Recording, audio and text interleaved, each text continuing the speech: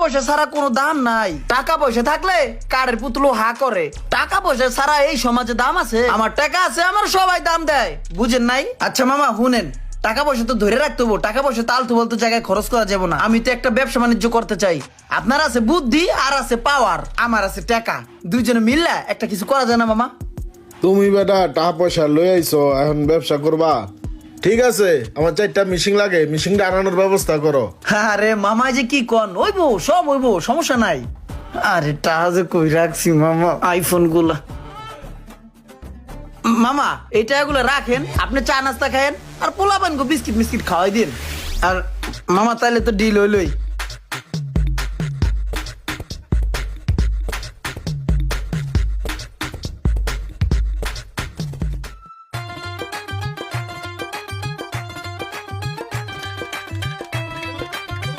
মামা আপনি